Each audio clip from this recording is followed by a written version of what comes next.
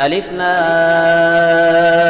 را تلك آيات الكتاب وقرآن مبين ربما يود الذين كفروا لو كانوا مسلمين ذرهم يأكلوا ويتمتعوا ويلهيهم الأمل فسوف يعلمون وما أهلكنا من قرية إلا ولها كتاب معلوم ما تسبق من أمة أجلها وما يستأخرون وقالوا يا أيها الذي نزل عليه الذكر إنك لمجنون أو ما تأتينا بالملائكة إن كنا من الصادقين ما ننزل الملائكة إلا بالحق وما كانوا إذا منظرين إنا نحن نزلنا الذكر وإنا له لحافظون ولقد أرسلنا من قبلك في شيع الأولين واتيهم من رسول لا كانوا به يستهزئون كذلك نسلكه في قلوب المجرمين لا يؤمنون به وقد خلت سنة الأولين ولو فتحنا عليهم بابا من السماء فظنوا فيه يعرجون لقالوا إنما سكرت أبصارنا بل نحن قوم مسحورون ولقد جعلنا في السماء بروجا وزيناها للناظرين وحفظناها من كل شيطان رجيم إلا من استرق السمع فأتبعه شهاب مبين والأرض مددناها والقينا فيها رواسي ووتنا فيها من كل شيء موزون وجعلنا لكم فيها معايش ومن لستم له برازقين وإن من شيء